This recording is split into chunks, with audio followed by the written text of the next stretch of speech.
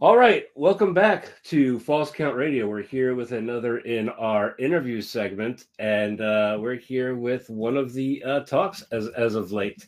We're here with the innovator of intergender, the first lady of hardcore, the mother superior of violence, and most recently a member of the 2022 Indie Wrestling Hall of Fame. I am here with LuFisto. How you doing today, I'm LuFisto? good. I'm good. Thank you. How are you? I'm doing well. Thank you for making the time and being able to join me this where I am this rainy Saturday morning. Oh, it's very sunny up here in Canada. I'm dealing with First day of fall. It's really nice in Canada. we've got Ophelia coming through here today, so we have that going for us. So I'll just go ahead and get right into it because I know your time is valuable. Number one, when you started up, were you growing up a wrestling fan, and if so, who were some of your favorites? um, it really went like back and forth when it comes to wrestling. When I was about 6 years old, I remember watching it with my grandma. She really liked Edouard Carpentier because he was like almost like a circus act, like doing nose flips. She really liked him. She liked Andre the Giant because, of course, he was impressive. She loved midget wrestling. That was one of her favorite things. And as for myself, the usual Ogun, a warrior at this time. And then I just stopped watching for years. And it was in 94 that I really got hooked. I was playing in a band and my drummer was like, you got to see this guy. He's building caskets. There's this feud with this guy from Japan. You got to see it, got to see it. So he was talking about the feud between The Undertaker and Yokozuna. And of course, from there, I just fell in love with The Undertaker, everything that he represented. And, so he was definitely my favorite then. I really always loved Owen Hart. Besides that, going back a little bit in the past, because I would like buy like the famous tape trading, Roddy Piper, Jake the Snake. And that's also when I discovered Japanese wrestling, because at the same time Undertaker and Yokozuna were feuding, it was also Bull Nakano versus Alundra Blaze. So like I was hooked. Like I said, I was buying with my friend Luke, like we were getting VHS tapes from Japan, and we got some Smoky Mountain Wrestling and all that kind of stuff. And yeah, 94 is definitely where everything started for me, and it's really with The Undertaker, Alundra Blaze, and Bull Nakano. So, and I'll say this because you and I are around the same age, so I'm used to interviewing people who grew up watching like the Bella Or as Twins, old as my wrestling career. right, or less people who grew up Yeah. and they were like, I love the Bella Twins. Nothing wrong with that, but it's nice to talk to someone who's a little more contemporary of me. So when you got into Japan, that was also during the time where we were seeing a lot of the New Japan guys coming and doing stints in WCW. Were you getting that? Were you like getting into that, or was that something you just Yeah, didn't I get on television mean, up there? my biggest inspirations when I started wrestling, we're talking Kenta Kobashi, we're talking Tenru, it's all those guys that really inspired my style, I would say, because these are the ones I was watching in WCW. Everybody was watching for the NWO, but for me, it was like more of the cruiserweights, and all the luchadors they would bring in, and the people from Japan. And so, yeah, definitely, that's really what inspired me and my style of wrestling. It was those guys and girls. When I was a teenager, the first pay-per-view I saved up my money to buy was the Collision in Korea. Oh, I can't remember the first one I've watched, but it involved Bret Hart or something. Like it was Right. definitely WWE. And in Canada, pay-per-views like were so hard to get live that sometimes I wouldn't even see the shows. I had to wait, and I had to buy the Coliseum home video Right. VHS to see the show because it was so hard to get the pay-per-views. And I think maybe 2 or 3 years later that I really got hooked in wrestling. Like we're talking when the Steve Austins were there and everything. Now, finally, we had pay-per-views and you Right. could see them live. And at first, so hard. I mean, yeah, Coliseum home videos got lots of orders for me. We had a local video store that was really good about carrying the current stuff. So like when it was one I missed, I was able to go there and rent it. I know a lot of the people younger who don't really know what we're Yeah, they talking don't know what about, that but means, but I would go and rent, like, especially when I tried to go back and know more about the history of wrestling. right. I would go to video stores when I could, and I would rent all their videos, and I would copy them with the Right. Yeah. videos. My poor grandma. I would go at her place because I would come in with my little VHS and she had hers, and I knew how to plug everything to copy the Just tape of them. Yep. of my favorite matches. Oh my God. It's so much easier now with the downloads and everything. Before I figured that out, I just heard those one store had the same 3 videos. So I think I rented SummerSlam 1993 like 15 times. But I also remember when I was a kid, seeing Andre the Giant, because you mentioned Andre, and when I was young, I was afraid of Andre. I was like, I'm not used to the accent and the heavy accent that he had. And then when he turned heel, I'm like, I think he's Satan. Well, he did grab Hulk Hogan's cross and broke it. But the accent for me is just usual. I do have a French accent, and Andre on television. We used to have like wrestling in French. We have Raw right now in French translated. But back then we had like my grandma used to look at like we had her own wrestling, and Andre would always speak French. So Carpentier was also French, and the Vachons, and so yeah, that's a while ago. Yeah, it's been a long time since I've been a kid. So I remember hearing stories from Kevin Steen where he said that he learned to speak English by watching Attitude Era WWF. Do you have any stories like that, or did you grow up being bilingual? Yeah, I was born French. My mom is French, and my whole family. And I actually learned wrestling. I mean, not wrestling, but I've learned English, not through wrestling, but I really loved the Ninja Turtles. And the shows were only in English. That and playing Zelda, The Adventure of Link, like the second one. You had all these little characters in the villages. They were talking to you, and they gave you some clues. So here I was playing Nintendo with my dictionary, trying to figure out what they were saying. So I really learned English just by watching TV and playing video games. And back then it was Dragon Warrior and other stuff like that, or Ninja Gaiden, like the scenes between. I'm like, what are they saying? What is he saying? So here I was playing with my dictionary. So that's why when I started wrestling and going to the States, like my English was not that good.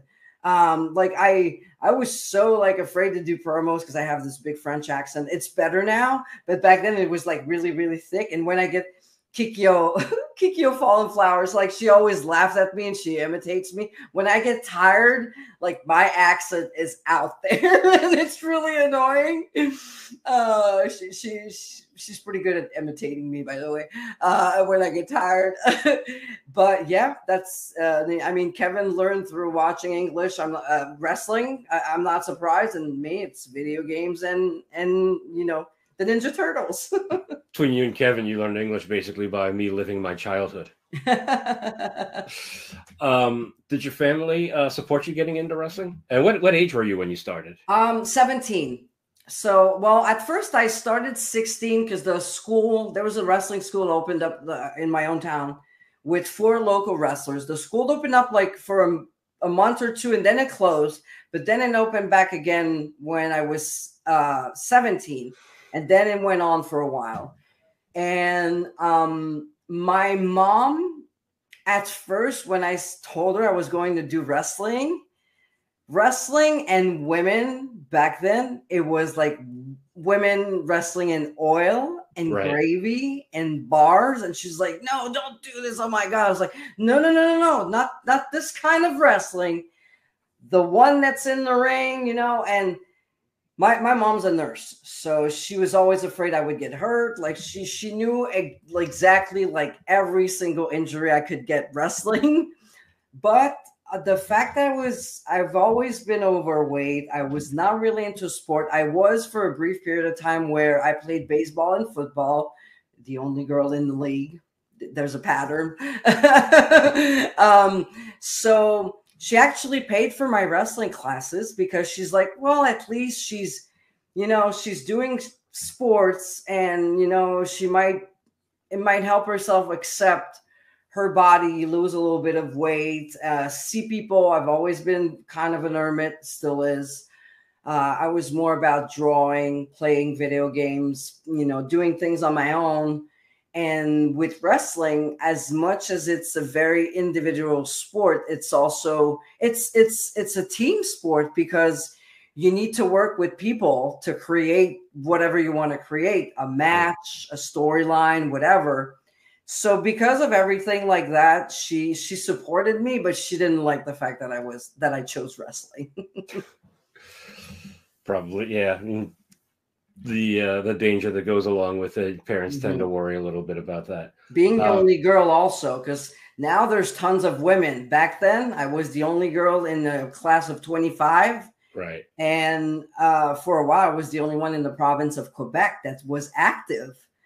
So that's a lot of wrestlers for that one girl. And my mom, and with, looking back, she was right, because she's like, you're the only girl in a man's world. And she was afraid of all kinds of stuff. Lots of it happened. And, but yeah, supported, but, not really happy that it was wrestling. I interviewed Black Dahlia recently. She said her family disowned her when she went into wrestling.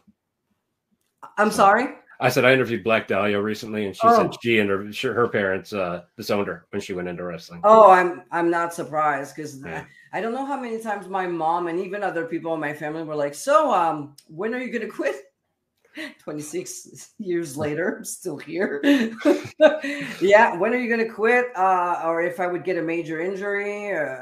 So that's it, you're done. Like, how many doctors told me that, oh, this is the end, and hey, I was back. So yeah, I definitely can understand why. Like, I know some parents are totally against it, the way it looks, the way we dress, there's there's all kinds of stuff that comes with wrestling that are so good, and then things that are so bad, and parents being protective. You can't see wrestling as something good physically or mentally for your child, but right. It is what it is. Yep. You talked about being in a training class with 25 men. Was there anyone in that class that, your I guess, mainstream or traditional wrestling fans would recognize? No, none of them wrestle today. All right. So you're the one that made it. I'm the one. Who was it that trained you? At first, it was like 4 local wrestlers: Pierre Marchessault, Eric Laroche, Yves Millette, and Patrick Lewis. So yeah, they were training us. Yves was a retired wrestler, referee, but he was really good with the basics, and he would always, be the referee when we have like matches at the school. Pierre was more of the leader, and Eric was more of the eye flyer. That's one thing that was good. We had one of each style. Patrick was more of a brawler, definitely a heel with a big mouth, and somebody that I since I started as a heel, he was my go-to to I would watch his matches and see how he would work, because starting as a heel, definitely he was an inspiration. And actually, I started as a manager with my teacher Pierre, because he's like, just so you get used with the crowd and what they say to you, and try to work the crowd. I was his manager for 1 or 2 shows. One of them we had to hide underneath, like I can't even remember where we hid, but we parked really far because people were like trying to. They hated us so much that they wanted to beat us up and scratch the cars and whatever. So we parked like very far, and it's like, oh, Pierre, I understand why Why you did park that far? Kayfabe was still alive. Like crazy, yeah. Good times. Do you have your memories of your first match, and who was it with? I do. And it was against a girl. She would go by the name Sophie the Queen. And the first match we had, she came to the school a few times.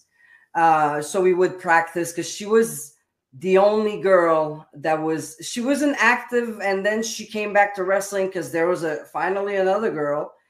The first match I remember, it was in Drummondville. It went okay. Like, we didn't mess up anything. Like, people hated me. I remember changing in the back of a truck. It was outside. It was hot. And there was a spot outside where she would throw me into the post, and not knowing, they just told me protect your face. So I went like this, and I had such a huge bump on my arm because instead of being flat, I went on the side where the bone is. So I had the biggest bruise. And she pinned me with, I can't remember the move she did, but 1, 2, 3, it went fine. And then the second one, which was supposed to be the exact same match, but this time I was going over because it was closer to where I lived. For some reason, I don't know exactly what happened, but this one, like, I freaked out because, well, not only before I went out, there was 2 wrestlers that were like, I don't know who you think you are, but you're not going to last in this business. And I was like, excuse me. And one of them, just before I went out, just threw water all over me. And I was like, okay. And it was like really it really freaked me out because I didn't know why they were so mean. And I got out, and during the match, I would call spots and she would go, no. Like, what do you mean? Like, why are you changing the match? No. And then she would switch and do things. And honestly, for match number 2, I survived pretty good. And I was able to improvise. But as a new wrestler, I was like, yeah, freaking out. And she didn't want to take anything for a finish. So she's like, I just throw my head in the mat and that'll be it. So I literally grabbed her hair and went boom. 1, 2, 3. And then I went backstage, and the same guys were waiting there for me. And you made her look bad and blah, blah, blah. I was like, it wasn't me. I was like, I remembered my spots. And we had 2 other matches after, and I just felt that, I don't know, just weird. And from that moment on, I was like, I don't know. I don't even know how to explain it because it's so long ago, but I just know, like, everything, like, from the first match, everything was wrong. And yeah, the first steps in wrestling were not super cool. They were talking to you that way, and here it is 20 some odd years later, and I'd be willing to bet there's a good chance they're not in the industry anymore. They're not. Yeah, They're not. Here you are. So. I am. Yeah. But yeah, it was special. Early in your career, you did some work with Jacques Rougeau, and you've been relatively critical, for lack of a better term, pretty outspoken. And ironically, another parallel with Kevin Steen, because he has very similar stories. Yeah. For those that don't know, can you go into some detail on that? Sure. I've met Jacques at a TV show in Quebec. We had a TV show where a bunch of wrestlers were. Oh, I'm sorry. Was this a TV show you were working, or like at a No, it's like a TV show, like where they interview people who do like more of a Ricky Lake kind of show, like the Quebec version, kind of, Oprah-ish kind of show. And we were there, a bunch of wrestlers, and Jacques was there with his brother Raymond, which he is a gentleman. I love Raymond Rougeau. Such a class act. No wonder he is a mayor now of a city.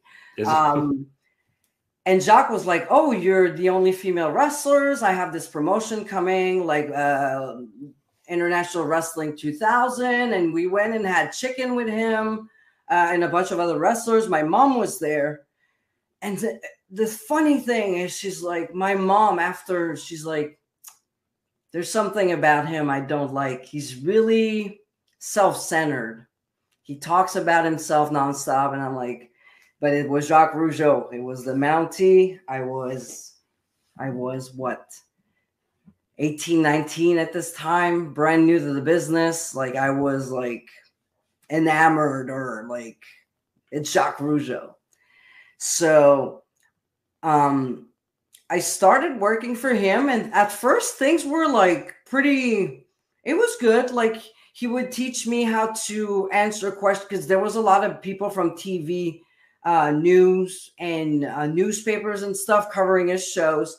So he was really good at telling me, like, hey, when they ask you, when they tell you wrestling is fake, make sure you don't say it is, because it's not. Like, people know it's like predetermined, but it was all about keeping the magic. And even if like Vince McMahon had been out there saying like, the fights are predetermined and this is the Attitude Era, blah blah blah, explain to them that wrestling, you do get injured. So I've learned good stuff with him. At the beginning, I really liked it. His shows were huge.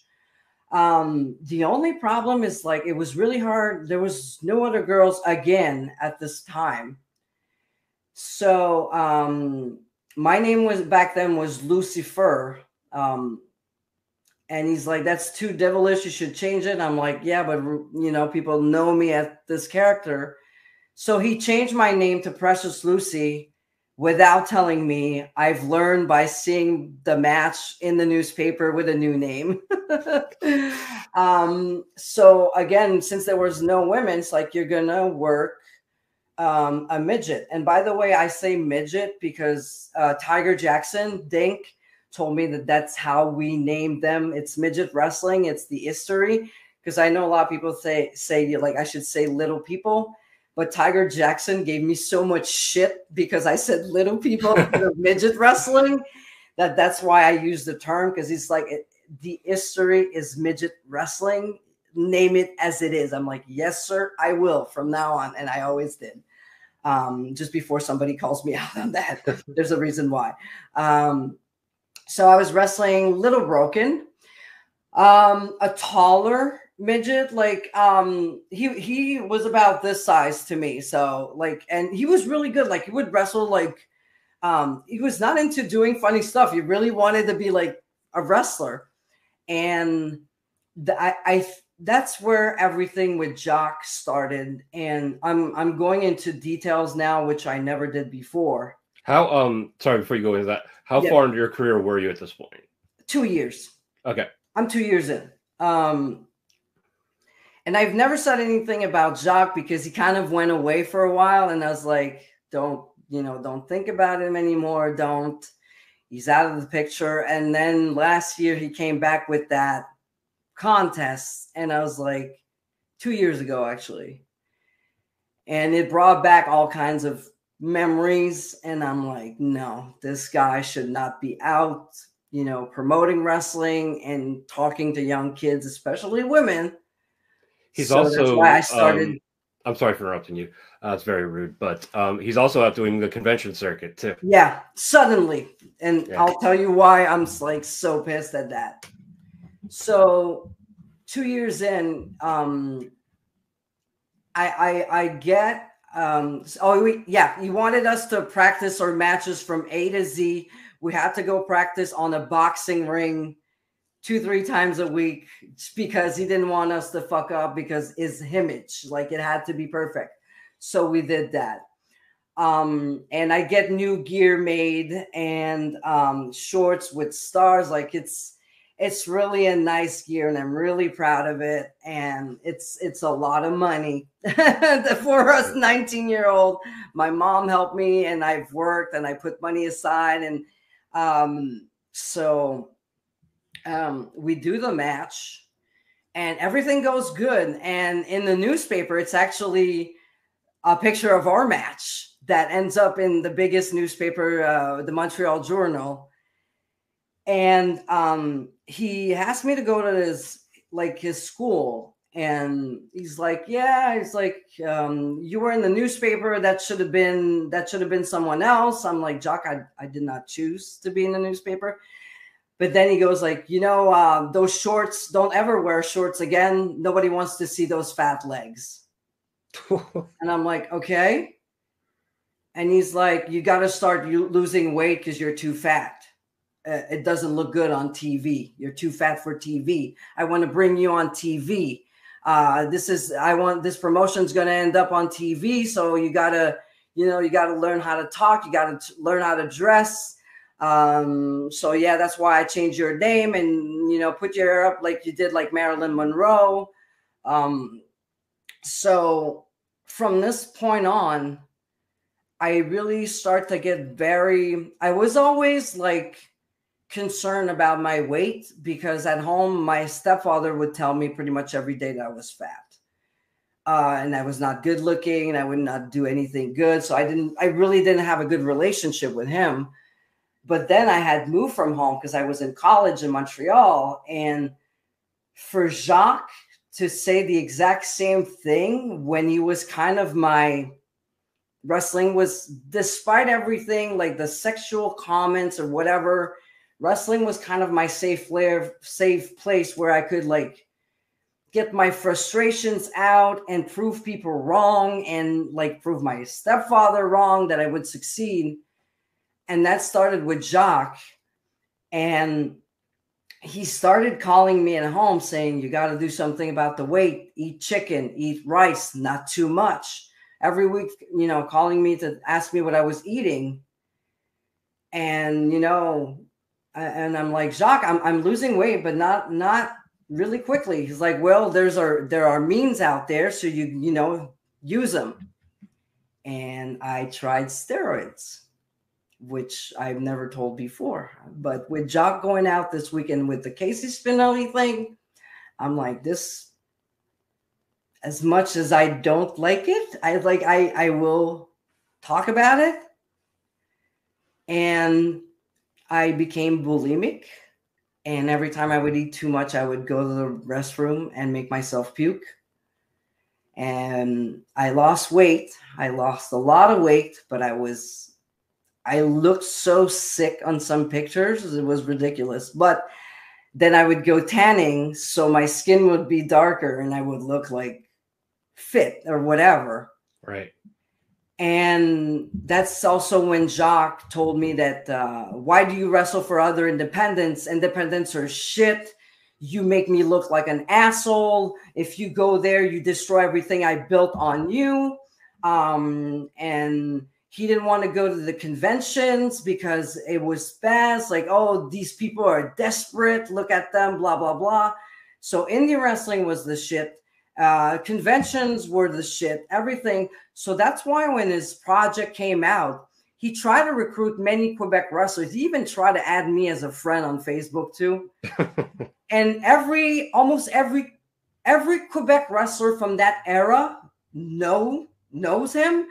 And they know how much shit he talked about independent wrestling. And that's also when he told us, you can't go wrestle anywhere else unless it's in another province or another country, because you make me look bad and people want to pay to see you, they come to me.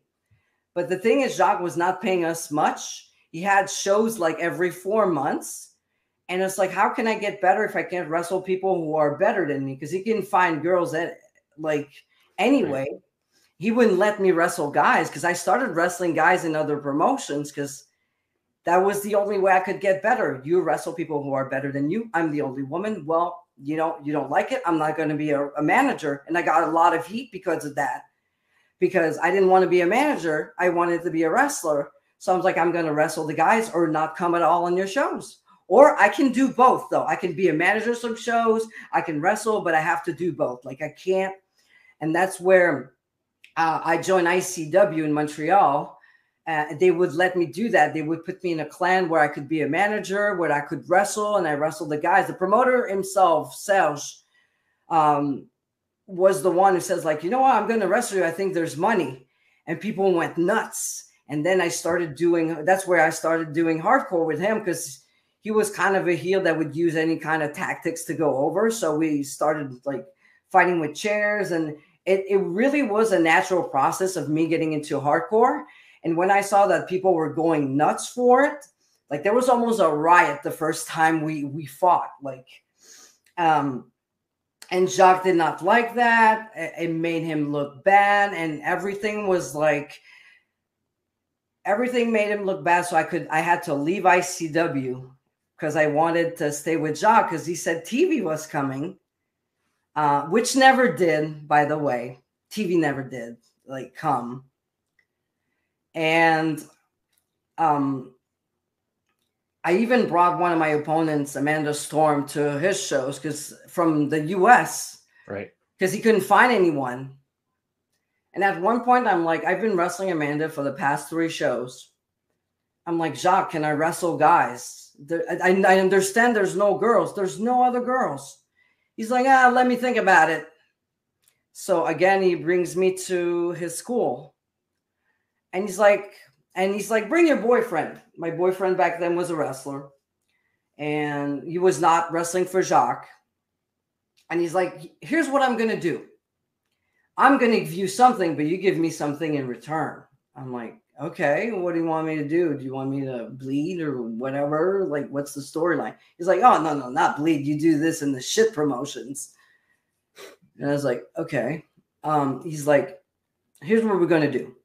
We're going to do a storyline where you get attacked by your boyfriend from the crowd, but he's dressed as a woman. I'm like, okay. And he's going to shave your head, like full. We're going to shave your head. You're going to end up on the front page of the newspaper.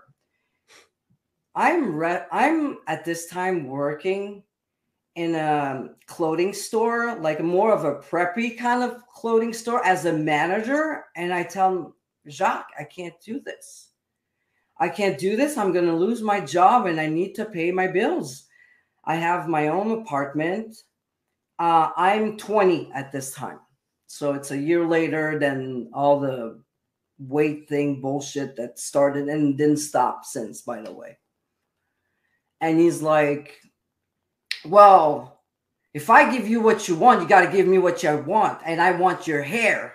It's like, Jacques, it's not that I don't want. He's like, I'm going to pay you extra. There's no amount of money that can, is worth my job. I need to pay my bills. And I had some school bills to pay. And I was like, I can't.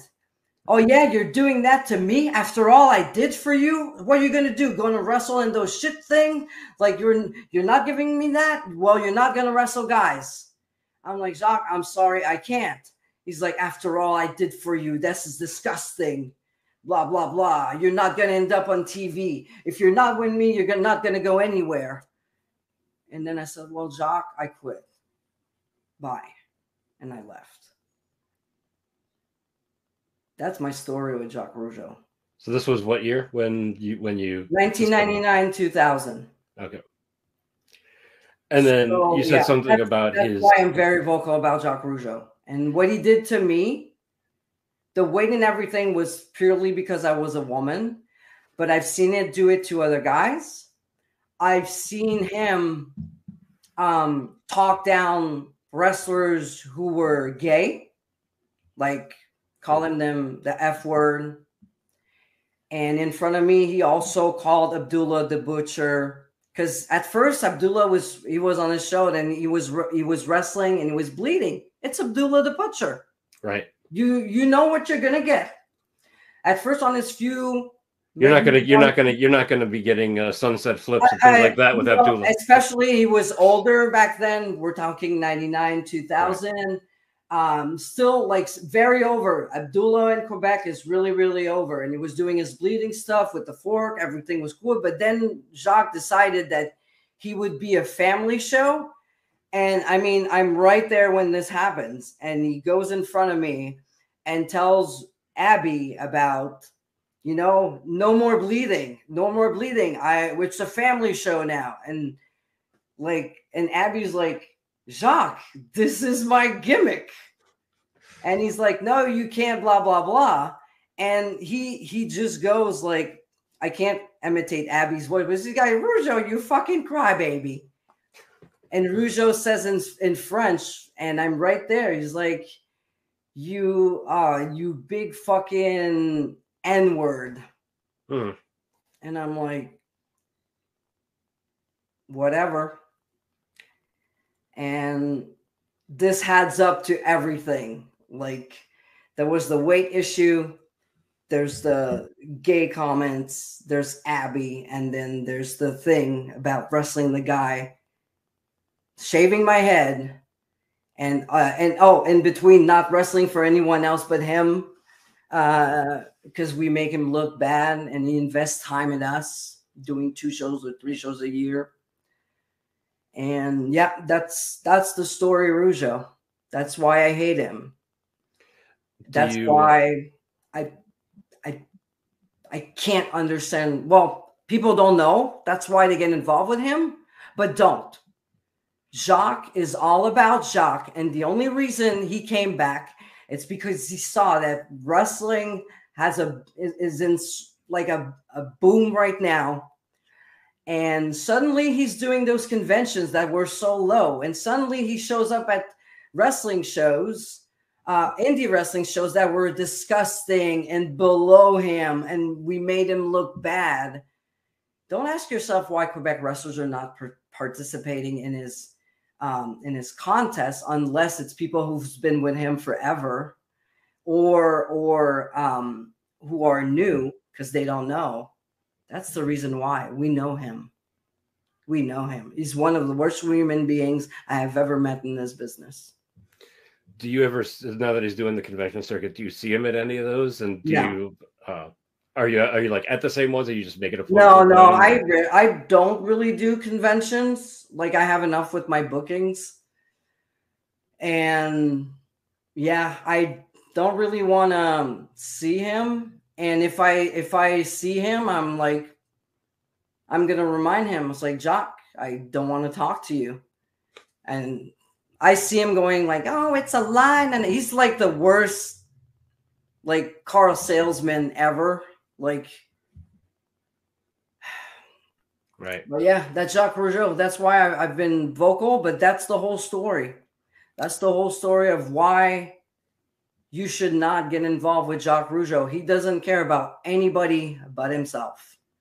Wow. And if he helps you, it's because it's going to help him, which what he's doing right now with QT Marshall. QT, who texted me to know what was on with him, but when I would text him, QT wouldn't answer. How nice it is that, yeah, now I'm madder anyway. You know what? I guess I'll skip forward because that's what everyone wants to hear about. That's where you've made news. Sorry, that took a long time, but that's I don't believe you've ever told that full story before. No. So thanks for telling us. It really messed me up. It really messed me up. I had I could understand. Yeah, big issues with my weight and self-esteem. Like, not only there was my stepfather, but on top of that, Rougeau, he completely destroyed me. And it's something I had put back, and I didn't want to think about it anymore. And then he shows up again, and it's like everything came out all at once. Yeah. As you can tell, looking at me, I'm a fat guy, so I understand the self-esteem issues that kind of come along with that. But yeah. So yeah, what everyone wants to talk about, and as of recently, you were pretty vocal about AEW and their treatment of the women's division, stemming from your appearance with them in April of 2022. And this kicked off with a series of tweets that you made, which I'm gonna read real quick. Obviously, you know them, but for people who don't know, who might have just seen the headlines and not heard the whole story. You said, quote, "It's cute how people blame booking for a bad women's division. Talent with too much power, talent denigrating each other, talent trash talking potential employees they never get in as soon as they walk in. It starts here. Signed, the one you called effing French Canadian asshole." And then following up on that, one of your followers, this is done on Twitter, or X as they say now. Yeah. They asked you to name names, and you replied very professionally, quote, "This is the first time I say something publicly after over a year. I'm not going to go throw names on an app with limited characters. There are several details and a context to explain the whole story with accuracy, which I'll do when the opportunity arises. You also quote tweeted somebody who said that you'd ruined your chances of becoming an AEW employee to say, and you said, quote, "No worries, no need for such a toxic environment in my life." And I'll just say, as a fan watching that and seeing and hearing the stories and things like that, it definitely does seem to be a very, very toxic locker room, almost like a Mean Girls Club, although not 100% on the girls' side. Definitely not, as we can see right. lately. Right, exactly. So, and a lot of this came out. You did an interview with Sean Ross Sapp recently, and I know not a lot of people have different opinions of Sean, and maybe didn't bother to hear it because it was Sean. So I will give you the floor to tell as much or as little of the story as you want. Sure. So, yeah, because it all started. Everybody was like, "Oh, she kept that for a year," and you know, she didn't say anything back then. The reason why I started talking publicly, it's because of the sign that was in the crowd. It was not because of what happened like a year. Like I have told like close friends, boyfriend, whatever, of everything that happened, but never went into detail. I went a little bit into details on a French radio show, but not much. And it's really that signed, and like some fans thinking that, oh, book the women better. Well, guess what? The women are kind of booking themselves in a way. So stop blaming booking and everything else. Maybe, you know, dig down deeper on why the booking is so bad. Because yes, I agree, booking is bad. Booking is bad, but why is it bad? There's more to the story. And that's why I said that. And there's my story, but there's also several stories from women who had dark matches there, who worked there, who still worked there at this very moment, that told me how toxic it was, and that everything started with Britt Baker and went down with her. And there was that top core right there. And it all started from the top and then going down. And that's actually something I said in my interview with Sean, but I don't think it's in there. And why did I go like from A to Z of my story? It was for people to kind of be able to sit down and see my day and understand my own experience on why do I say those things. But my experience is the experience of several other women and even guys, by the way, guys who went there for a few shots. The amount when I tweeted that, more when the interview came out, the amount of people who wrote to me and were like, I thought I was paranoid. Oh my God, I thought I was crazy. I felt the exact same thing. But here's the thing. Most of them / all of them still want a job there. They're not going to go public. And for those who wanted to, when they saw what transpired out of this, the death threats, the AEW getting together and go against, like, to make sure that, oh, our locker room is great. By the way, yeah, they did talk to each other before. I know that, texting or whatever. So they would all, like, within 5 minutes of each other, like, talk shit about me or whatever. The worst message with MJF, which I've never did anything to him besides hi and hello in a locker room at Beyond Wrestling, talking to me like I'm a piece of shit and whatever, that I didn't do anything in wrestling. Just go back and fucking do your research before you call me a nobody. It's not because you don't make it that you're a nobody. It's the same thing when it comes to the NBA, when the NHL. I know why I'm not signed, because back then I was too violent. I was wrestling the guys, and it was bad domestic violence, and the hardcore was not good for TV. I got all the freaking why and how and when, whatever. I haven't been there. And now I'm 43. I had injuries. Why would they take any chance? AEW wanted me as a coach, but you know, I'm not going to go over the story. But as a wrestler, I know why I'm not signed. Would I bring anything good to a promotion? I definitely think I could, but I know with my age, it's a physical sport. I know you know, some people are more like, not really, you know, they'd rather, you know, pay and bring talents that are younger. I understand that. Is it right? I don't think so, because they do the opposite with the men still today. And the ones that are more over today are the guys in their 40s. But anyway, that's another story for another day. Or their 60s in the case of Billy Gunn. Look at Billy Gunn. My God. LA Knight. Right. Edge. Christian. I can go on and on and on and on. Anyway. AJ Styles. Here, there you go. Yep. So we can go on and on about that subject. Yeah, go ahead. Nope, I was going to say, you were just mentioning like the way that they came together to sort of denigrate you a little bit. And it was really weird that the only one who mentioned you by name was Dustin, who was an integral part of the story. But yeah, Britt Baker, Ty Mello, Ruby Soho, Taya Valkyrie, Soraya, Nyla Rose, all Madison people Rayne, in very good position, by the way, of the promotion. Yeah. And you referenced the MJF one, and that's the one that really struck me out because he doesn't tweet out of character. He stays in kayfabe. That's the one that started the death threats and all the fans really ganging up on me. And I mean, they were on my YouTube, my Twitter, my Facebook, my personal Facebook. My God, my Instagram. Like, it was everywhere, nonstop, night and day. And don't tell me the AEW people didn't know that this was going to happen, because that's what they do, the fans. Like, not all of them. There's great fans at AEW too, but there's that core, you know, fan base that they will do that every time you go against what they like.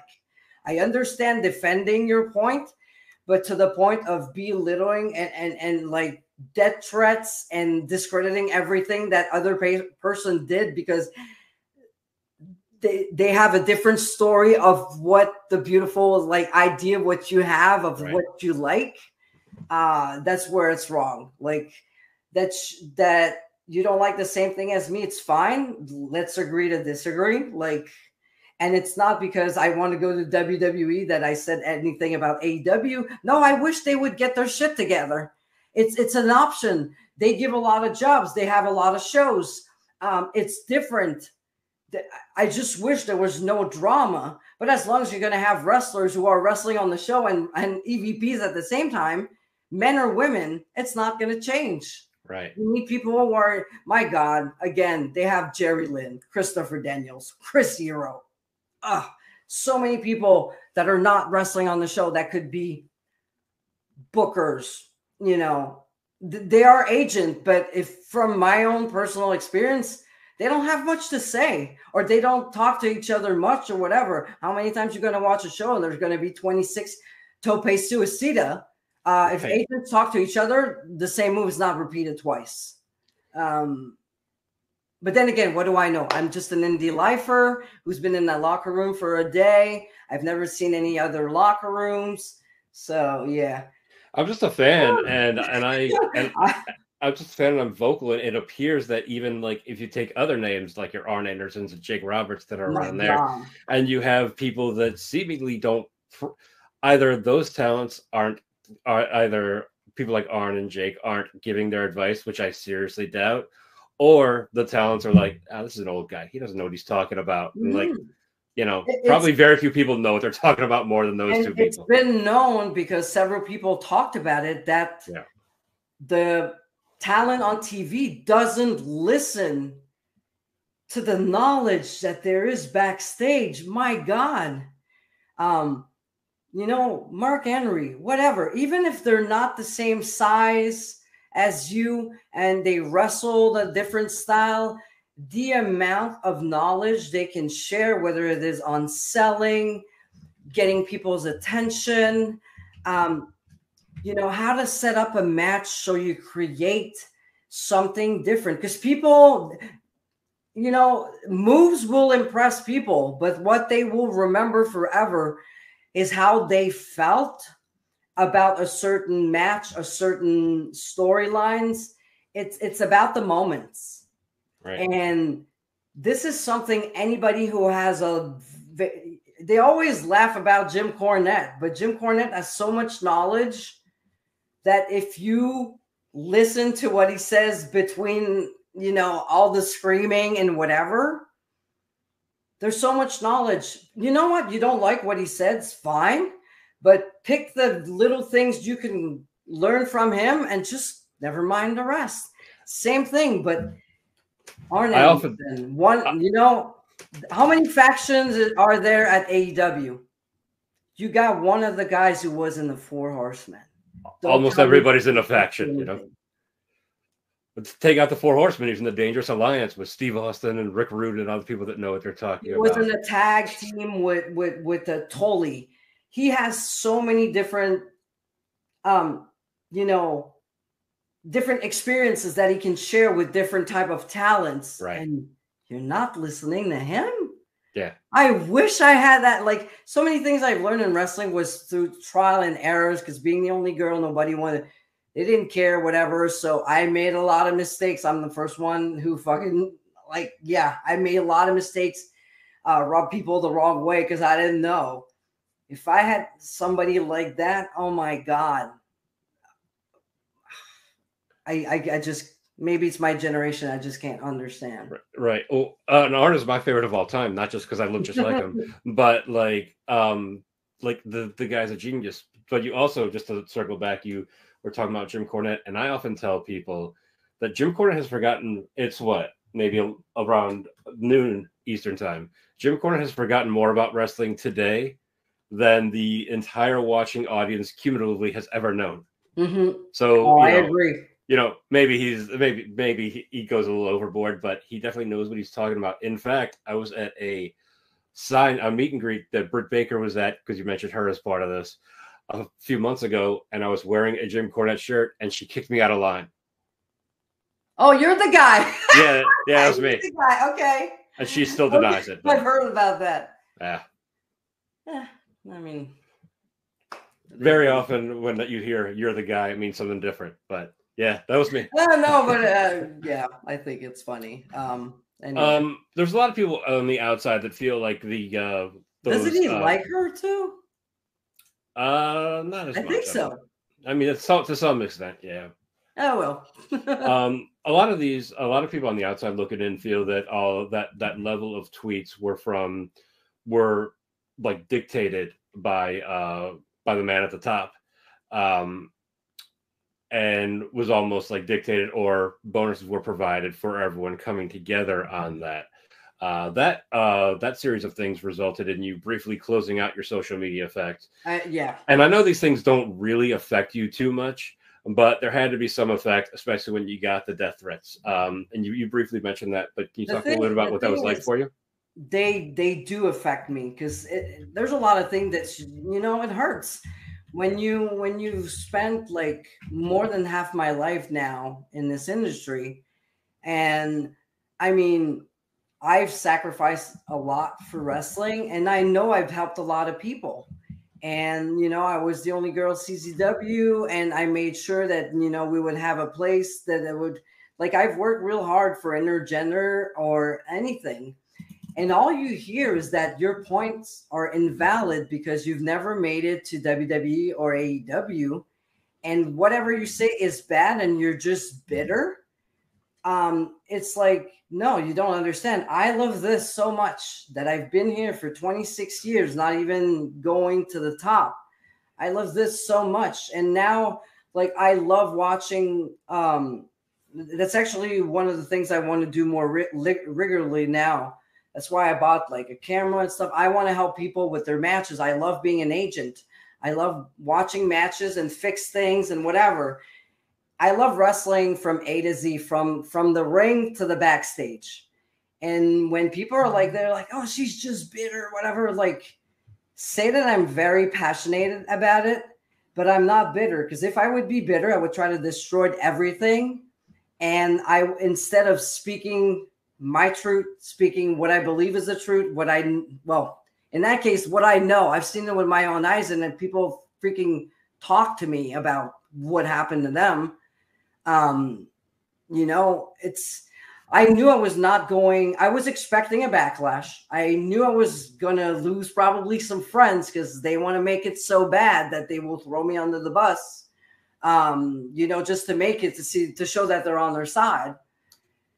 But it's like, yeah, you're getting discredited for everything you did. And even if it's on the indies, by the way, everything starts on the indies and gets brought up there. So, stop pretending everything happens in, let's say, WWE first. Usually it happens down there and it gets up there. Very few people have their entire career in WWE or AEW.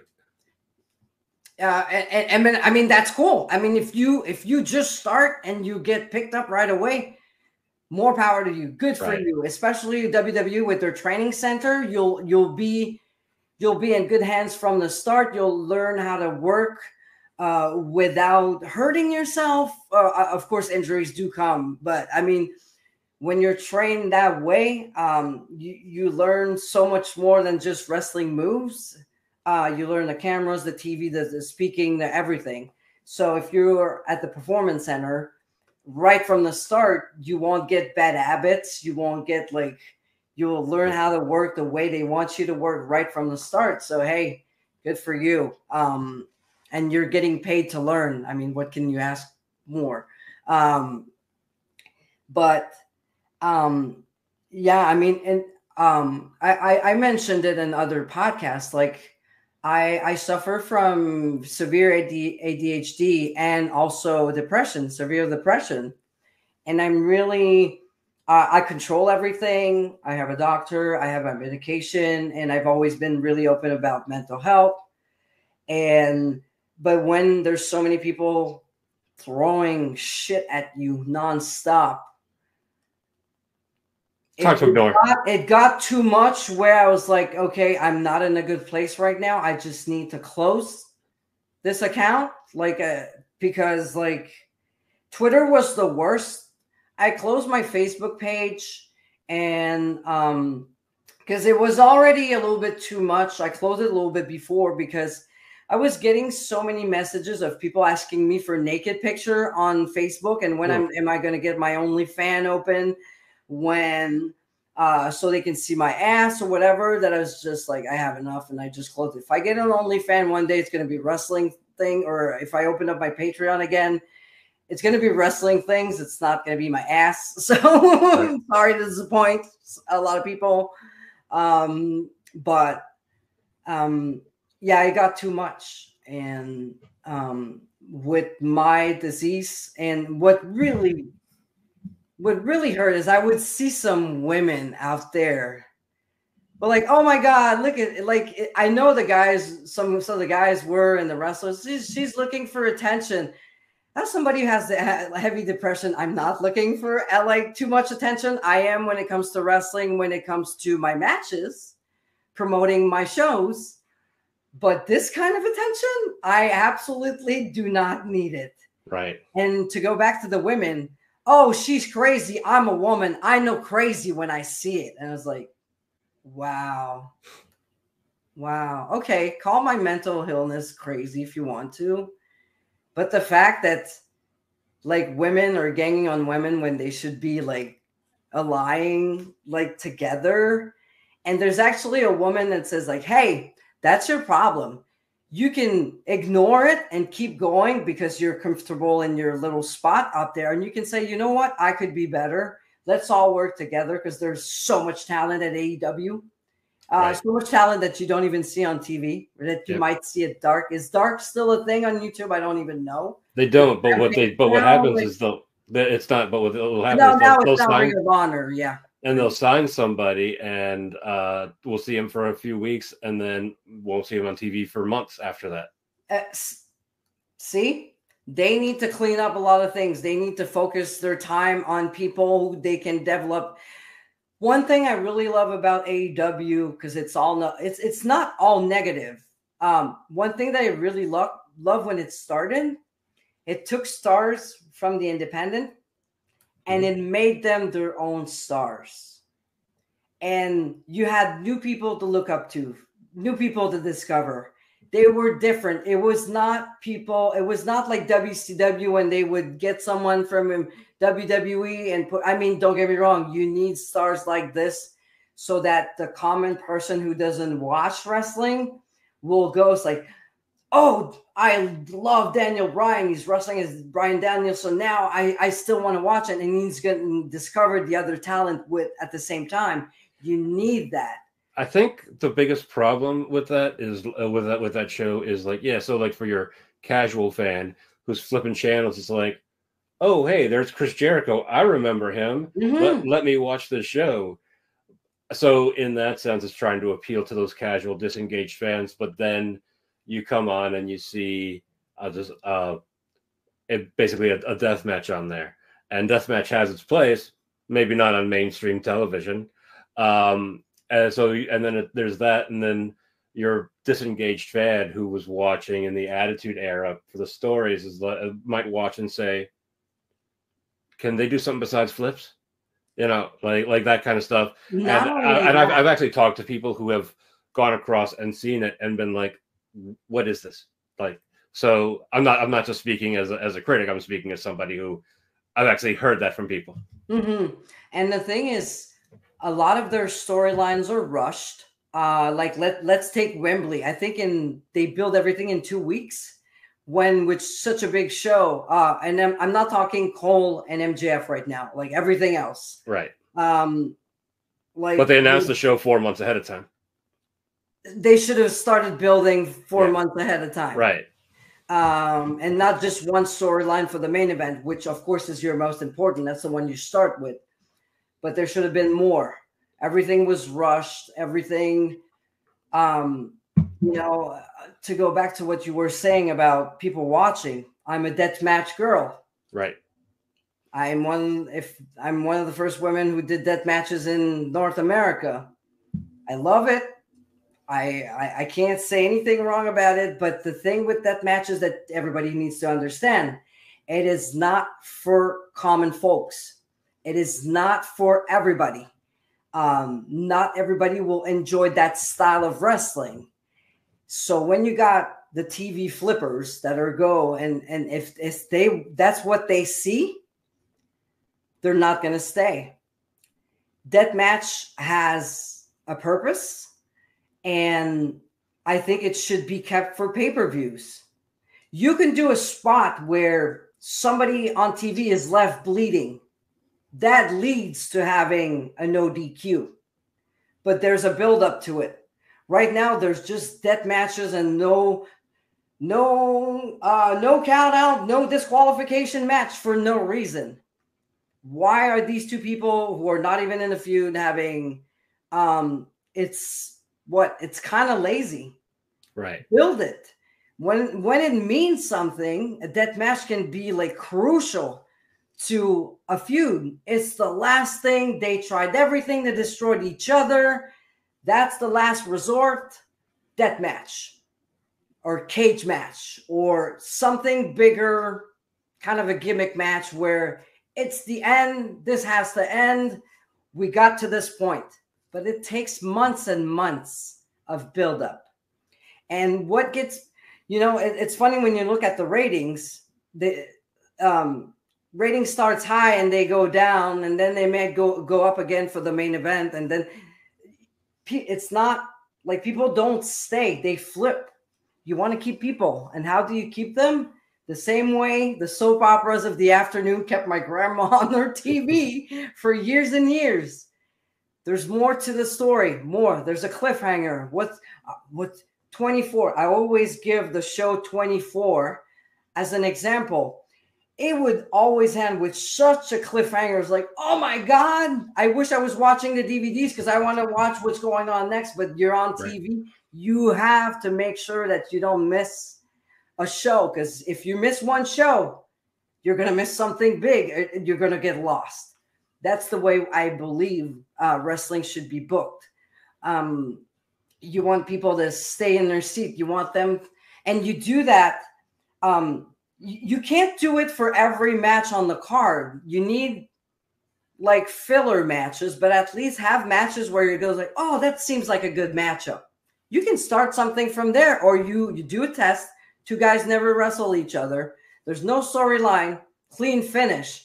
But you can see like, oh, I think people would like that feud. They really like that match. You test things. And you have your major, you got one major story for your women, one for your tag team, one for your world title. Get rid of a few belts. There's too many. Yep. Not every match needs to be a championship match.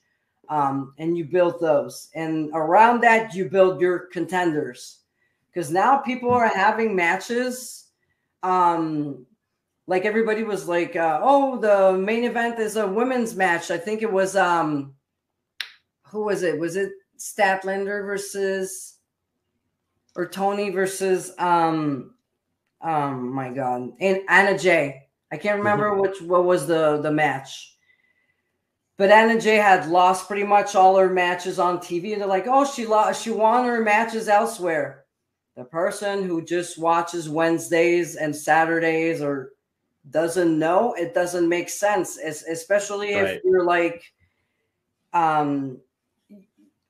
there's that rankings, but half of the matches you don't see. I mean, no, just have Anna Jay beat someone. Then the following week, maybe she wins a #1 contender match. Then she has a match. Short storyline of 3 shows, but at least the fact that she's up there, now it makes sense. And they understand why, because you were able to follow from Wednesday to Wednesdays. But again, I don't know anything. I'm just an indie wrestler. I mean, I'm just a fan. I'm completely with you there, because I know, like, you're talking about the story building. And one of the things that I love in wrestling stories, WWE does it a lot, is like relationship drama. You have a tag team that breaks up over a woman. You have 2 women fighting and it's over. They both are in love with one of the other male wrestlers. You have some form of relationship drama. And I interviewed Jerry Jarrett once, years ago. Wow. And he said personal issues draw money. And so, like, that's the stuff that I really want to see. And the match is cool if it's, you know, an exciting match. Okay, but I want to care about it before I get to that point. Exactly. And the thing is, when we're talking personal issues, it has to be different issues. I feel everything is about friendship. Oh, you're not my friend. Are you my friend? It's like, why is it all about your friendship? Like you said, like, you have that, I want it. Yeah, Brett and Owen. It was 2 brothers. That was the relationship. One felt he was in the shadows of his older brother. That's something else. You're talking about the 2 girls fighting over a guy. It's different. I don't necessarily like it because I feel it's always where they go when it comes to women. Yeah. But what happened to the good old story of like, hey, I'm the best here. You just came in. There's no way you're going to take my spot. Just who's the best? How about that storyline? Where is it? I never hear about it anymore. I want to know who's the best. Oh, a master and a student, different relationship. It's personal. Student wants to beat the master, or master thinks student has too much of a big head now, wants to bring it back to his place. It's all different, but it's all like you said, a relationship, a personal issue of some sort. But please stop the freaking, are you my friend? Oh, you're my friend. You're not my friend. It's kind of a babyish. Right. If you have one, it's fine. But if it's all the storylines are built on that, it's like redundant. Yep. I'm going to go back and try to step away from the controversial things as of late. Hey, it's okay. We talked about booking too. So getting back into your career. Going back to 2006 was when you started working with Shimmer. Your first match there was actually someone that I know listens to us and is one of your most common opponents, Mercedes Martinez. What are some of your favorite matches with Mercedes and experiences in Shimmer? Everything with Mercedes is a good memory. I often say she's my wrestling soulmate. We can go in there and just fight. I know her moves, she knows mine, and we could just brawl. She has a good, what's the word I'm looking for? Like she's able to go in there and she listens to the crowd and she feels the crowd. I like to work that way too. And the first time I went to Shimmer, which was funny because I was the CCW Ironman champion and was like the CCW girl. I remember reading on boards, forums back then. Oh my God, the garbage girl! Don't bring that to Shimmer. Shimmer is pure. I was like, oh, but I was like, I can wrestle. I don't do just death matches, and when I do death matches, I do moves with weapons. I just don't hit. Like, yeah, of course, there's going to be some hits, but I like to include my wrestling with stuff. Right. So I really I went there. It's like, it was really like, I need to prove them that I can work. And I went in there with Mercedes first time I met her. And I think it just clicked. And there was a standing ovation right after the match. And I was like, yeah. And a lot of people came to see me at the merch table. It's like, we didn't know you could wrestle like that. I'm like, well, a lot of people talk about my death matches, but I do regular wrestling and I actually prefer regular wrestling. I love the matches I had at Shimmer because of, telling a story, building up something. And with Mercedes, we had a feud in different promotions. Like, we brought it to Montreal, to New Jersey, to New Orleans, like several places, Chicago, of course, Berwyn. So yeah, it's definitely one of my favorites. And I did create some of the gear she's wearing in the jacket. So that's pretty cool that she asked me and she has a little bit of me with her. Yeah. I noticed that when you talk about Mercedes, I can't wipe the smile off your face.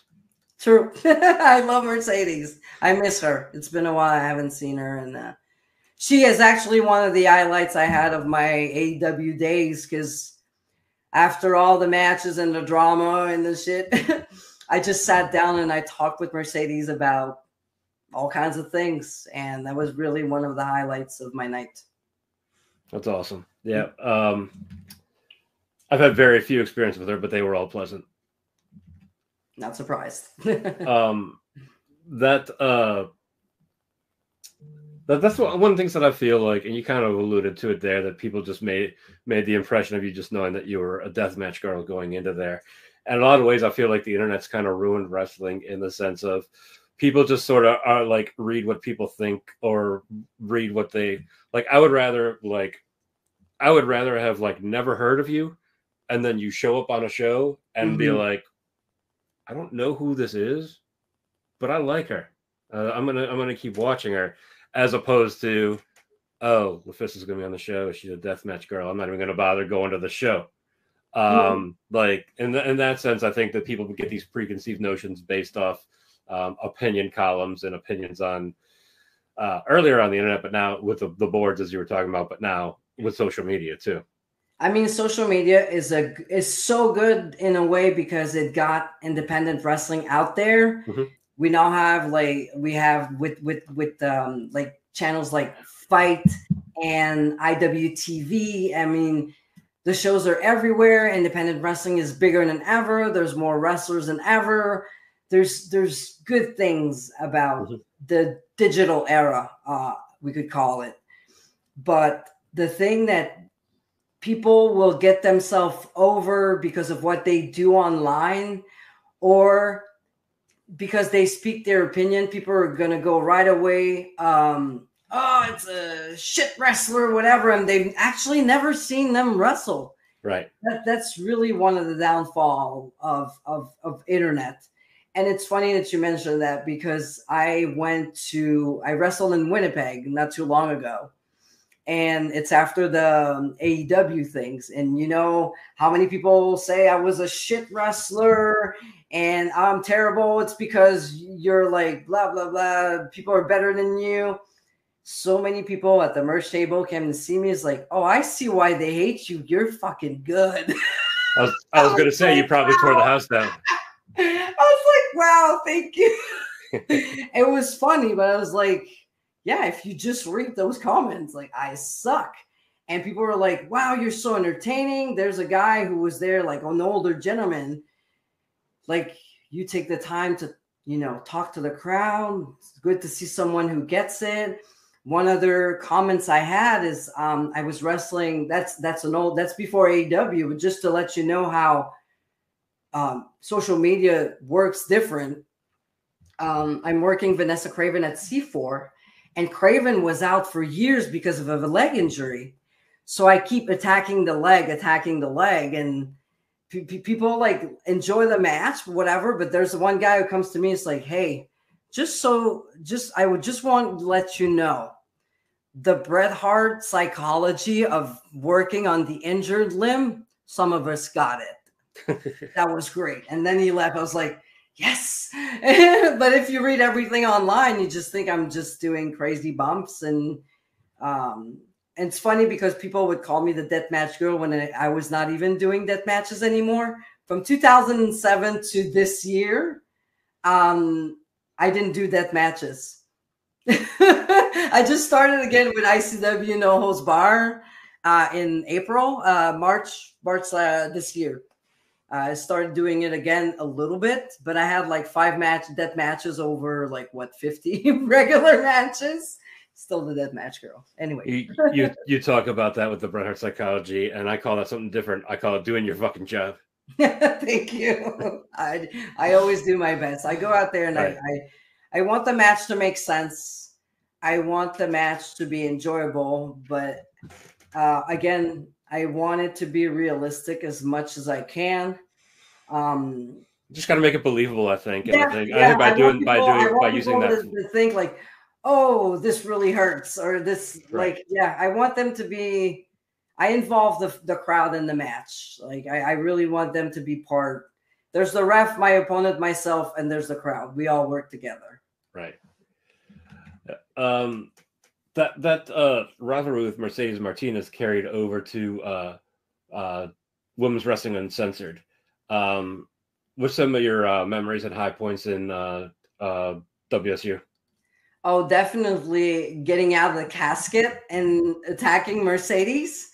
She was having that match with Jessica Havoc, a casket match, and they kind of broke the casket. They brought in another one, and I was in the caskets, and I just popped out. It was great. That was one of the. We had also a Fall Counts Anywhere at the Flyers training arena. That was pretty cool. Yeah. Oh yeah. What are some of your outside of Mercedes? Obviously, we just talked about her at some length. Do you have any favorite opponents and or matches up to date? Kana, Asuka, Josh Alexander. Where did you work Kana at? Was that in Japan? Kana was at Shimmer. We worked against each other, and after we were a tag team. So I really like my time with her. Other favorite opponent. You just said Josh Alexander. Where? When did you work with him? That was at C4 Wrestling. Okay. Yep. My God. I really like working Kevin Blackwood. There's many. I love working Jody Threat. There's different people I like to work. And most of all, I like working different people, like new people. I love having different opponents. That's always cool to me to, learn about someone new and work them. And yeah, like I love working new people, younger people too, like that I can share a little bit of me and my knowledge to them and make sure they're safe and they're having fun. And they can beat up my old ass. When you talk about Josh Alexander too, I always tell people, because not as many people watch Impact as maybe should, but I tell people he's probably the best wrestler that you haven't seen wrestle. do you prefer intergenders or straight women's matches? I guess you don't really work that many women's matches, especially early on. There was a time where I would have said men, because women, there was not many, and they were not, I wouldn't say properly trained, but they didn't wrestle enough, so they were fluent in the ring. But nowadays, I think it doesn't matter whether I wrestle a Masha Slamovich or you know, a Josh Alexander, Utami. It's all the same to me, because women have elevated their style and their performances so much since that I don't think it matters anymore. I just want to wrestle people who are good, but mostly people who love wrestling. I'd rather wrestle somebody who's been in the business for less than a year, but are so excited about, you know, the match, than someone who's been there forever and just, it's just another match, you know? Right. I still watch my opponents. I still study them. I still enjoy the work before the match. I love, like I said, just for instance, this weekend I'm wrestling Katrina Creed, that I've seen evolve from a manager to a wrestler. She's trained by one of my students. So all this to me is like really exciting. She's from IWS, a place that's kind of home for me in Quebec as well. Trained also at IWS by Shane Hawk. So for me, it's all things that are really exciting to me, and I'm looking forward to this fight. I always try to get what's fun in that match and try to work with it. And another match that I have that was just announced that I'm so excited about is Aiden Prince. He's so good. So yeah, definitely I've got like cool matches coming up. Another one with Jody Threat in Winnipeg. So yep. So I'm really excited about all my matches that are you know, happening soon. So looking forward to it. Yeah, that match with Jody Threat's coming up on October 7th. It's going to be at Rumble in the Vert, put on by Winnipeg Professional Wrestling. That'll be in up there in Winnipeg, the area. She's actually trying to avenge her first loss there in over a year, which was to you. What can fans expect to see at this event? Hard-hitting, passionate two Canucks that really love wrestling, that will give you everything they have. I love Jody. I see a lot of her. I see a lot of younger me in Jody. She has the fire. She has the excitement. You can see she loves wrestling, and she's always very motivated to do good. So as an opponent, it makes me motivated, and I want to give more, and really looking forward to it again. So everyone up there in the Winnipeg area, go check that out. It's 2 weeks from today, Saturday, October 7th. Yes. What is something that those in your closest circle would be surprised to learn about you? I work in a prison. I was going to say, you seem like somewhat of an open book. Yeah, I am. But my personal life, I've always kept kind of quiet-ish. You know, especially working in a prison. Like, if people wonder why I'm not on social media during the day, I can't. I can't. Don't have my phone. But yeah, I actually that's what I do for a living. I'm not an agent, but I'm in charge of everything that has to do with files and, you know, all the crazy documents that are necessary for the good functioning of a prison. When you said that, I actually went to like you were a corrections officer or something. Yeah, like if people think like I would probably do a good correction officer, but I don't know.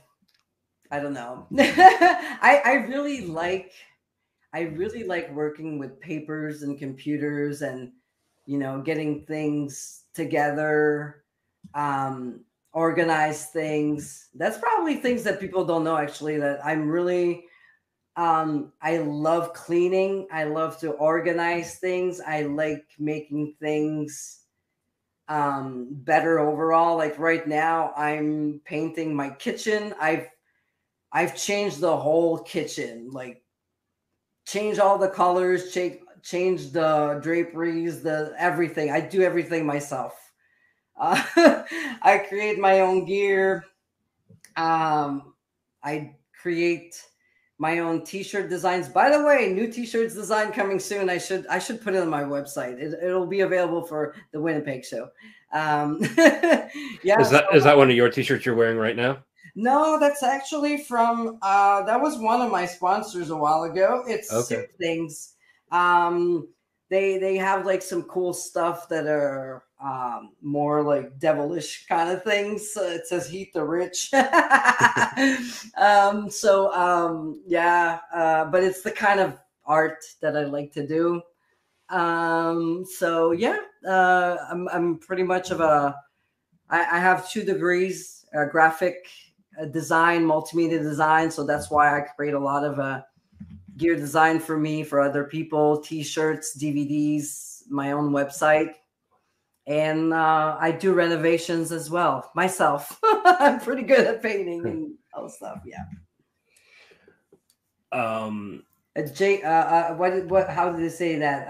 A jack of all trades. Right. Or a jerk of all trades, whatever you prefer. With someone past or present, who would your dream opponent be that you haven't had the chance to work with? Well, like I said, Owen Hart was one of my favorite. I really wish I would have been able to work Owen, Bull Nakano, and Medusa. Medusa, I know you still have 1 or 2 in you. Come on, make it happen. Let's set her up on social media, get that happening. I love Medusa. The fact that she once in a while like talks to me on Twitter. Does she? Is yeah. She's an inspiration, definitely. A woman with big balls who tells it like it is too. There was at one point she was kind of like the biggest women's wrestler around. Definitely. Like I said, she's the one that led me to discover Japanese wrestling, and yeah, big inspiration in Medusa. Yep. You did a lot. Sorry, go ahead. Do you see this? That's her book. Oh yeah. Lisa's book. Yeah. By Greg Oliver. Yeah. Great book. I'm reading it right now. What are those trophies back there? What is this for? This is the you can see some of the plaques from the Hall of Fames I have, but the trophy there is it's the People's Choice Best of the Best 2008 from CZW. Okay. The thing that's hanging is my pass from my backstage pass from 16 karat gold, where I was the first female to be in the tournament in Germany. And yeah, CZW Hall of Fame. And then the GCW Indie Hall of Fame plaque as well. Right there. Okay. Yeah, that's good stuff right there. All That's there. Good. We haven't really talked much about CZW, but like you said, you're a CZW Hall of Famer. Talk about a little bit about your time in CZW. I'm not going into much detail because I'm one that I didn't really get, and I didn't see a lot of CZW, so I'm kind of a dope when it comes to that piece of it. There's one thing I could say about CZW is definitely John Zandig really believed in me, and after after everything I said about Jacques Rougeau and how my state of mind was, especially towards myself, my self-esteem, John really boosted my self-esteem. Like, he believed in me a lot more than I did. And he got me into the cage of death, and you go, kid, you can do it. And he was always very supportive. I still talk to him to this day on Facebook. And yeah, he's been a great influence for me to get some of that confidence back and some of that, I wouldn't say I don't care attitude, because I care, and I always care too much, but more about like take things with a grain of salt and keep pushing. Definitely John Zendig helped a lot. Very nice. Promoters are they're all, none of them are all bad. Like I've got really good relationship with a lot of promoters, and John Zendig's one of them. Mark from C4, Manny IWS, Drew from Beyond Wrestling, Dave Prazak. I can't talk highly enough of Dave Prazak. And there's many more. I mean, there's great promotions out there. Everybody I work for now, I would say, like, great people. Danny DeMonto, Brett Lauderdale, really good to me with GCW. Great. Yeah, I'm really blessed with the people I work for right now. That's good to hear, because just by definition, promoters get kind of a bad rap, and we tend to hear those and think that everyone's a Jacques Rougeau, and probably the John Zandig types are the more common what you run into. Yeah, there's good ones out there, and I mean it's you just go to a place, if it doesn't feel right, just don't go back. Keep the ones that you feel safe, you feel that you're valued, that your work is appreciated. So yeah, that's why I'm picky about where I go, but the ones that I do have, I'm really grateful for them. You did a lot of wrestling during the pandemic era. How did that compare with that really weird time in our society, as opposed to the before times or since times? The pandemics, the funny thing is that the first year and a half, I think, I did not wrestle at all, because we could not cross the border, one, and two, wrestling was not allowed in Canada at all. Any combat sports was not allowed. So at first it was like, okay, let's heal some injuries, refocus. But there was a time I was like, well, this is getting long. And we did the wrestling where people were like wearing masks, and we couldn't touch them for pictures, the fans, and it was challenging, but at least we were wrestling again, which was a good thing, because we were all about to go nuts. But the good thing I will say the pandemic brought is that I feel that people, they finally realize what wrestling meant to them. So when everything opened up again, like the crowds, they're bigger than ever. It's packed full. I think people really realize how much they miss wrestling. And now, like, they're not missing a show. And I feel like there's a lot more people attending shows now. The first show I went to after all that, it was a local indie show, and it was smaller than like a high school gym. So there was maybe 250 people there, but it was full. And I sent a text to someone on one of the connected shows, and I said, "This just feels right." Yeah, it just feels right. And the people are so into it too. They're like, even if they're 250, they're so loud. Like they get into the shows, and they know how good wrestling can feel. You have that shitty week at work, you just go to a wrestling show, you let it all out. Right. You scream to the heels what you wanted to tell your boss all week. It's like, yeah, I mean, wrestling is great. Yep. More recently, in 2022, you were inducted into the Independent Wrestling Hall of Fame. Can you talk a little bit about that? Like how it came about, the experience there, anyone who might have inducted you, anything like that? Yeah, I mean, I thought when they first announced the Hall of Fame, it was so cool. I'm like, finally, indie wrestlers are getting recognition, blah, blah, blah. And no, like, I didn't think I would be in it, or even somebody would think about me. And it's funny because I got my US visa to go work again in the States. And as soon as I announced that my visa was valid and whatever, Brett Lauderdale sends me a message on Facebook, and I'm at work. And that was before I was working in the prison. I had my phone. So he goes like, "Hey, want to come to the Hall of Fame?"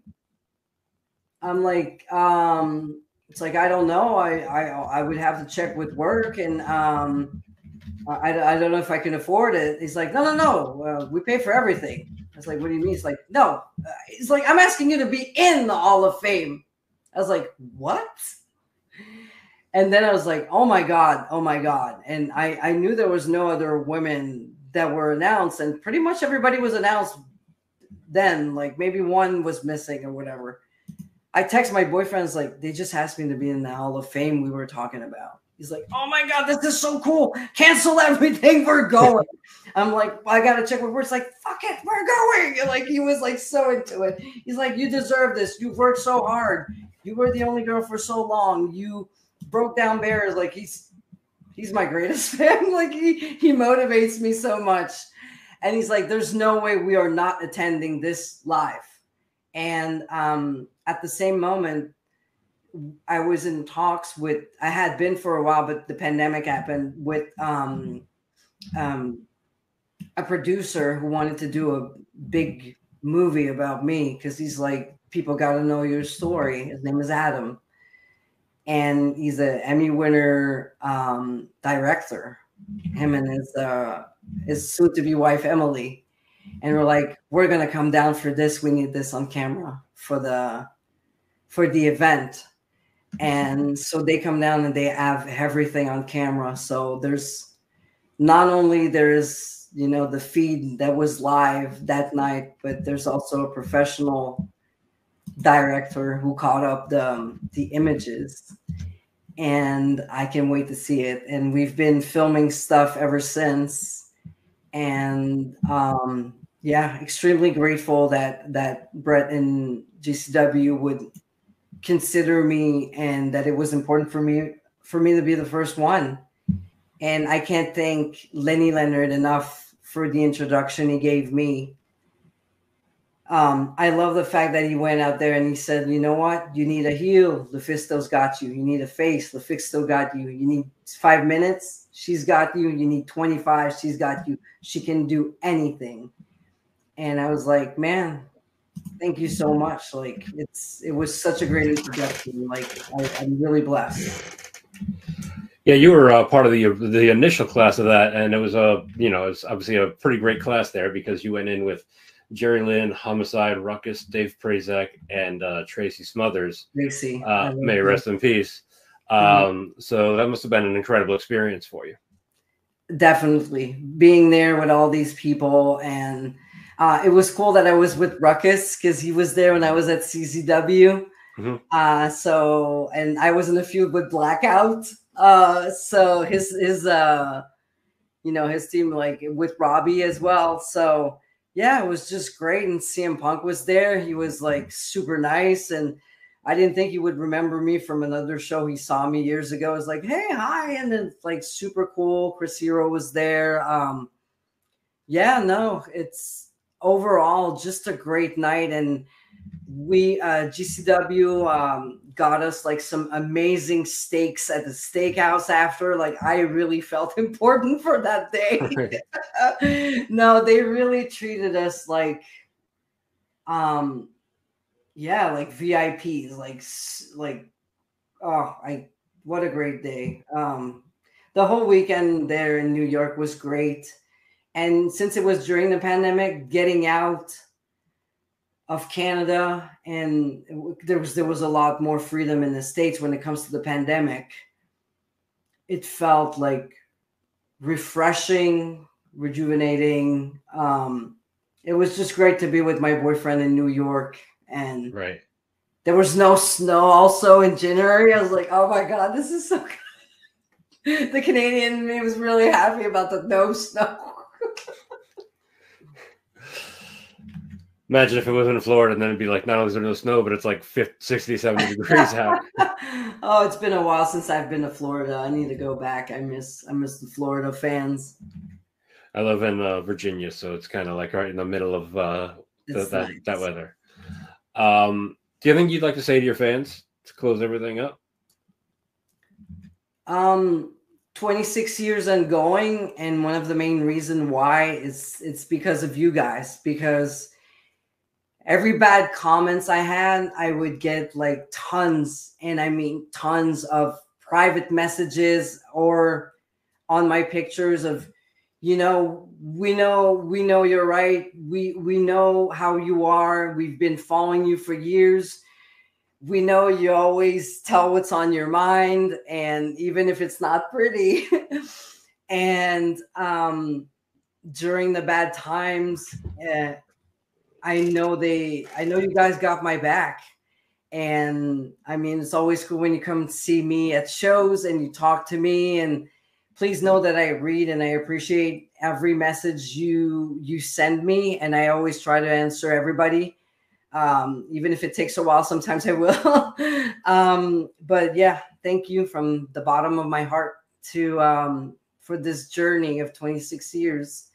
And hopefully there's more time to it. If not as a wrestler, I really hope that I'll be able to be an agent somewhere and, take care of the new generation so they don't have to go through what I did go through, and that they can avoid the Jacques Rougeaus of this world and get to work with amazing people who take care of you. And wrestling is supposed to be fun. Have fun, enjoy it, protect yourself, protect each other. And if you need anything, there's a LuFisto, there's a wrestling mom, there's a wrestling dad, never too far, who's there to help. Go and ask for help and ask for comments. We're here to help. So there's that knowledge that's standing nearby, and use it. Definitely use it. I tell people on my team, the feedback is a gift. No one's going to give you feedback if they want you to fail. I want to remind everyone to go check out LuFisto's website at LuFisto.com. She also has her merchandise store on there, as well as a pro wrestling tees store at prowrestlingtees.com/LuFisto. Her YouTube is at youtube.com/user/LuFi, LUFI channel. Follow her on Twitter, or X as they say now, at LuFisto. I'm going to spell out her Instagram because it's a weird spelling. Not weird spelling, but different. Out LuFisto all together because somebody took the name LuFisto. Yep. I don't know how to get that fixed because my name is trademarked, but every time I write to Instagram or I try to get a blue check, they don't answer, they refuse, and I can't even send them my trademark papers. So I'll spell it. It's Wounded, OWLLUFISTO. Yeah, Wounded Owl LuFisto. Wounded Owl, with two L's, LuFisto. Yes, well, Owl, OWL. Oh, owl, LuFisto. Like the bird. Yep. Owl like the bird. I thought owl like an injury, and then double L.